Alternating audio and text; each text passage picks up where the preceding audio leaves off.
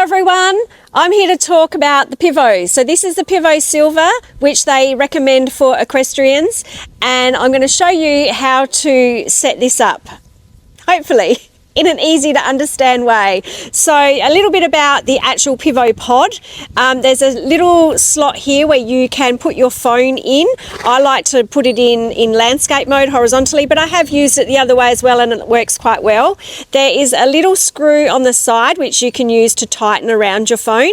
I don't often use it in that way because I have a fairly bulky case on my phone and it just fits in, but I don't quite trust it. So I tend to take that piece off, which you can do, and there's a little screw there, and then you can pop on I'm not sure what you call it, but a holder for your phone. You'll see it in a sec when I set it all up. So there is also a little spot here where it can attach onto a tripod, or you can pop it on your fence. Don't know that I would quite trust that because phones can be quite heavy, because it does work best if you have a more up-to-date phone, because of course you're going to get better quality footage because the camera will be better. You do then need to download the PIVO app. So it's called PIVO Track. So you either go to your Google Play or your App Store and download the app. You can download it for free. There is also, I have noticed, a subscription that you can subscribe. And I'm going to look into that because it does apparently give you better quality.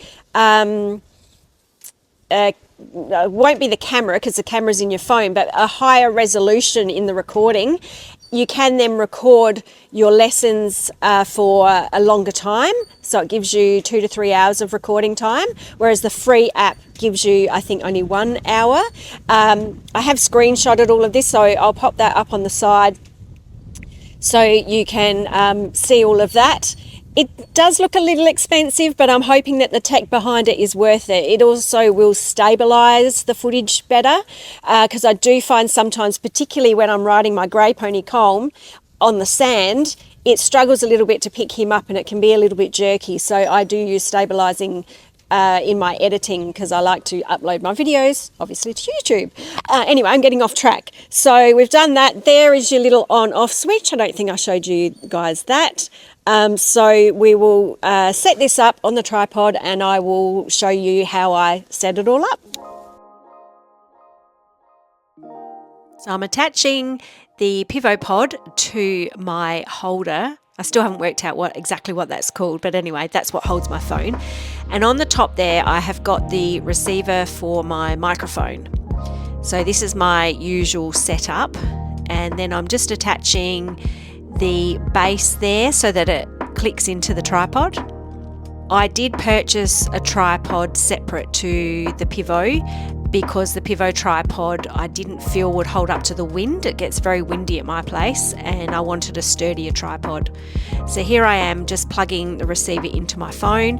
I then put a microphone on my hat, and I also give a microphone to my instructor so that I can have good audio for my lessons, although that will change when I do the remote lessons because I will need earbuds with a microphone so that I can hear my instructor, because my instructor is now in England and we'll be doing remote lessons. So here I am setting up the PIVO pod. So I've turned the pod on. I've then gone to the app on my phone, and it is telling me that to get a better tracking experience, I should have my phone charged up more because my phone was only at 44%. It then connects and it's telling me it's connected, and it also tells you the battery life of the PIVO pod, which flashes up really quick. So you've got to be quick to see that. I then pop it so it can track the horse, and here it has found Colm. I don't know why it was on a different ratio there, but now I'm showing you how it will track him. So it has put a red square around the horse because I've chosen the horse setting, and you can see there the camera is, or the phone is tracking the horse.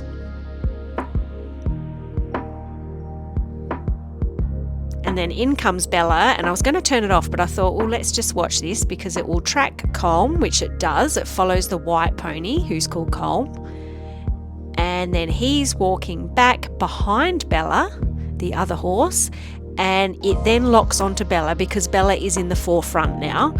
So, and here I am showing with the remote, so it's always handy, keep the remote in your pocket, and you can turn on, and you get 3 flashes of the phone to say that it's connected and it's on, and then to turn it off you get 1 flash. So here I'm showing you how to do the lessons. So we slide across along the bottom there to lessons, click on that. Then it comes up with invite your coach, and then the share little symbol which you share, and then it sends a message if you choose to do it via message to your coach, and it says I'd like to have a lesson with you. They then click on that link, and they have access to your PIVO, to your camera, and you can have your lesson. So here I am showing what it looks like following Bella from the outside of the arena. And it actually did quite well here, because as you can see, Colm is there, but it continues to follow Bella. So that was pretty good. This is me having a lesson at the indoor arena, and I wanted to include this because I'm about 60 metres away there, right down the other end of the arena, and it still manages to pick me up and follow me. So it has a really good range on it. Go forward, go. So I now have it set to follow my face, so it should follow me, and it is.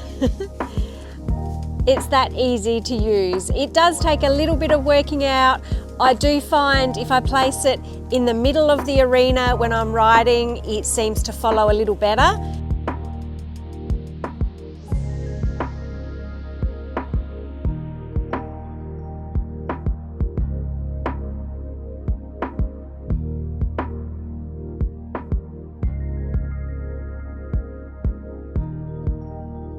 A little bit slow with the canter, sometimes it'll lose me, but you don't ride too close to it, because it will it blurs and then it loses you.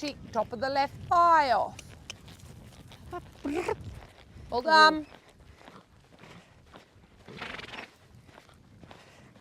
Very good. Well done, and then close the leg to TROT. Good. Lifting her back.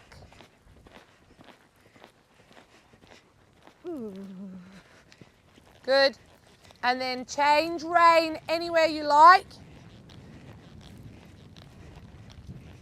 But all you have to do is then ride a little bit further away, ride past it, and it will catch up the horse again.